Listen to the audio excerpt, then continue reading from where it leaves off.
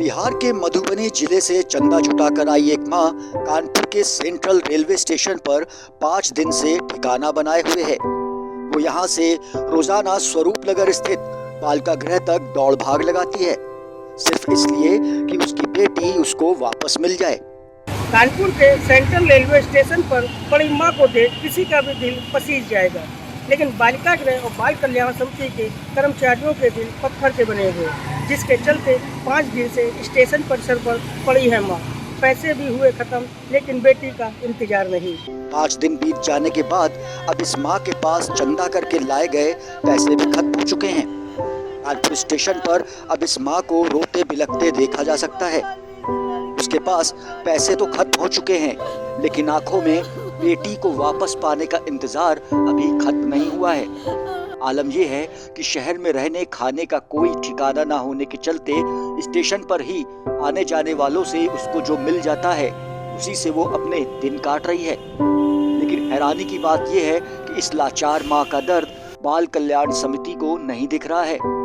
बेटी को उसकी माँ को सौंपने के बजाय समिति ने नाबालिग बेटी के मेडिकल का आदेश कर दिया है, जिसके चलते इस लाचार माँ को अभी कुछ और दिन इसी हालत में स्टेशन पर बिताने होंगे।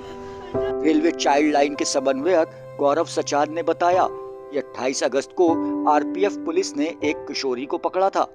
पूछताछ में उसने बताया था कि वो घर से नाराज होकर भाग आई है। उसका मेडिकल कराकर बाल कल्याण समिति के सामने पेश किया गया था। समिति ने उसे बालिका गृह स्वरूप नगर में भेज दिया। बिहार के मधुबनी में उसकी मां को सूचना दी।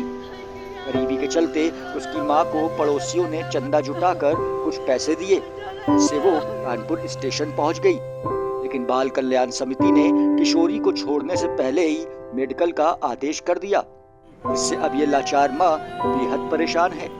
स्टेशन पर वो यात्रियों की दया पर दिन काट रही है। लोगों के अनुसार उसने कई बार परेशान होकर ट्रेन के आगे कूदने की कोशिश भी की थी, लेकिन वहां मौजूद लोगों ने उसको बचा लिया।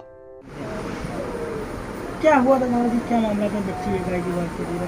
हाँ, मेरा नाम गौरव सचान है, रेलवे चाइल्ड लाइन कोऑर्डिनेटर। मैं ये बताना चाहता हूँ कि ये बालिका 28 तारीख को आरपीएफ के माध्यम से रेलवे चाइल्ड लाइन को मिली हुई थी। जैसा कि प्रावधान है कि 24 घंटे के भीतर बाल कल्याण न्यायपीठ के समस्त बच्चों को प्रस्तुत करना होता है। तो हमारे चाइल्ड लाइन सदस्यों द्वारा बालिका को बाल कल्याण न्यायपीठ के समक्ष प्रस्तुत किया गया।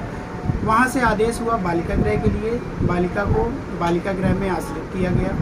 इसके बाद बालिका के परिजनों को सूचना दी गई। हालांकि जैसा है कि बालिका का और कोई नहीं है, सिर्फ माँ है, बहुत ही गरीब है। वो चंदा करके किराए का बंदोबस्त करके यहाँ पर आई। 3 तारीख को हम लोग ने बाल कल्याण न्यायपीठ के समक्ष बालिका की माँ को प्रस्तुत किया।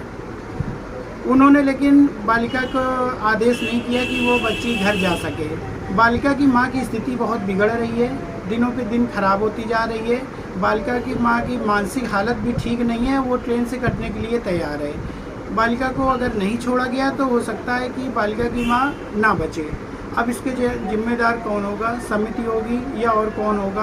क्योंकि अगर समिति आदेश कर दे बालिका अपने घर चली जाए। अब बालिका को ऐसा कोई प्रावधान नहीं है कि बच्चे के पेरेंट्स आ गए हैं और उसका मेडिकल के लिए उसको रोक कर रखा जाए।